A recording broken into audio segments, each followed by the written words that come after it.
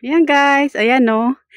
Actually guys, hindi ko pa napansin na may snow na nung lumabas yung employer ko sa kusina.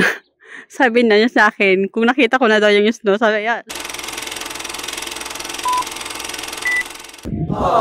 Hello mga ka-dreamers! Welcome back to my vlog, everyone. For today's video, share ko lang sa inyo yung differences ng salary ng isang housekeeping sa ng isang caregiver dito sa Canada. By the way guys, nandito ako ngayon sa Springbank Park.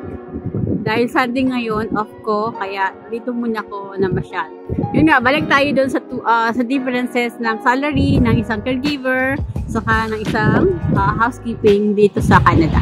Ang housekeeping salary dito sa Canada ay 17 per hour. 17 CAD per hour.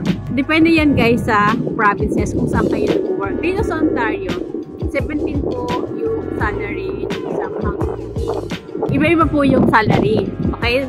Dahil nasa Ontario ko, ay 17 CAD per hour. So, medyo malaki na rin po yung salary namin dito sa Ontario.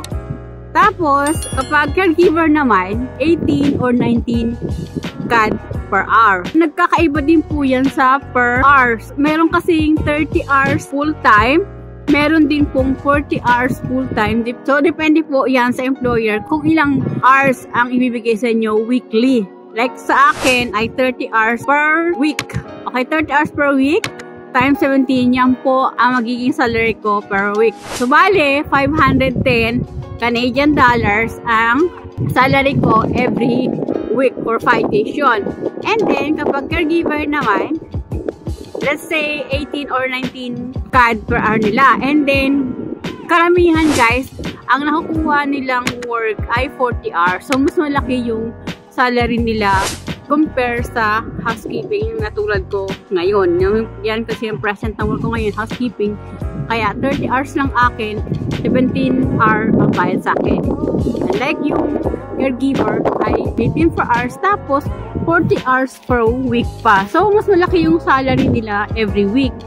Let's say yung 18 yung per hour nila, then times 40 hours. So, mas malaki yung salary nila. Lagpas 700 Canadian dollars ang makukuha nila weekly. O diba ang laki? Times na 4 mo yun. So, nasa 3,000 plus. Like sa amin, nasa 2,000 plus lang yung salary na nakukuha namin weekly. Tapos, ang karamihan guys sa mga nag-work na caregiver dito sa Canada ay nagkakaroon po sila ng overtime. Okay? Depende yan sa amo kasi kung ang work talaga ay 8 hours lang, 6 hours lang, pag na-excess na yun sa sa oras ng trabaho ay binabayaran po sila. Lalo na po kung may night differential, kung mag-extension ng work sa night, mas malaki po yung sahod. So, depende po sa employer. Kasi yung sa friend ko na friend niya din, ay bilang caregiver siya, isa po siyang caregiver sa isang employer. Kapag nire-request siya ng employer niya na mag-stay sa gabi, ay ang laki po ng difference ng sahod niya. So, ang laki po ng makukuha niyang sahod. Diba, napakaganda na ang work mo talaga dito ay caregiver kasi 40 hours per week.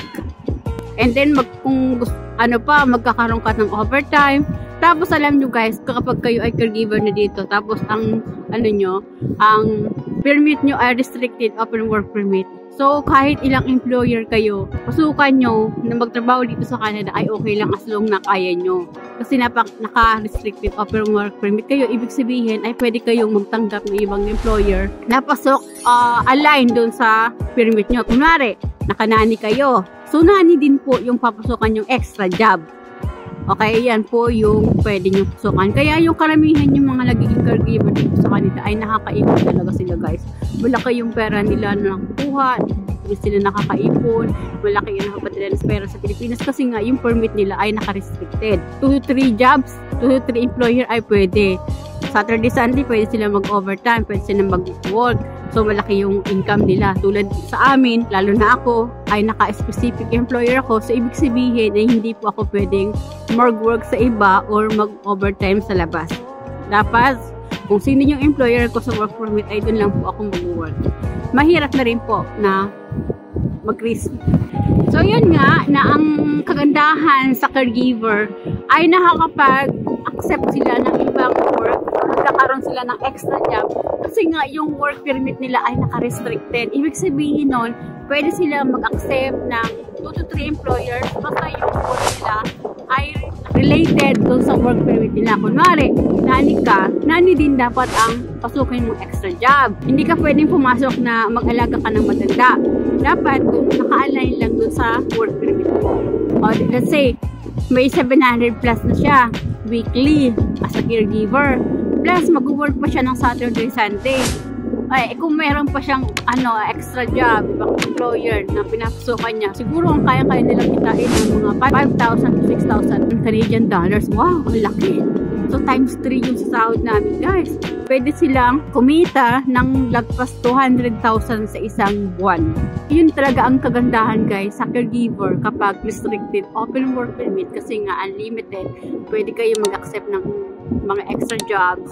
Pwede kayo mag-accept ng ibang employer. Basta kung ano yung work nyo, yun din po ang pwede nyo pasokan na work na extra job. Kung maging gano'n na rin yung work ko soon as caregiver na, kasi yun na magiging new work permit ko, caregiver. Titignan ko kung ano yung nakalagay dun sa work permit ko. Kung restricted ba ako or naka-specific pa rin ako. So, depende po yan sa work permit. Kasi babasayan natin yung work permit. So, okay lang guys. Kahit kung naka-specific work permit pa rin yung aking work permit na bago, ay okay lang. Tiyagaan na lang. Importante ay magiging ako ng experience as caregiver para ako makapag-process na ako ng PR by next year. So, yun guys. Na-share ko lang sa inyo yung kahibahan ng salary ng isang housekeeping dito sa Canada at ng isang caregiver. So, mas malaki po ang salary na nakukuha ng isang caregiver kasi nga po sila ay pwede po silang mag-extra job. Masaya na rin po ako na ganyan po ang sahod ko at ang importante ay nandito na po ako sa Canada. So, yun lang guys, na-share ko lang sa inyo ang kahibahan ng salary ng isang housekeeping saka ng isang caregiver dito sa Canada. So, mga katulad ko na caregiver, apply na po kayo papunta dito sa Canada. Yun lang guys. So guys, if you find my video helpful, please subscribe naman po and do like and share na rin po kung nagustuhan po nyo ang mga video ko at nakakatulong po sa inyo. Please click naman po yung notification para ma-notify po kayo sa mga bago kong video. So good luck po. Thank you for watching. Bye. God bless us all.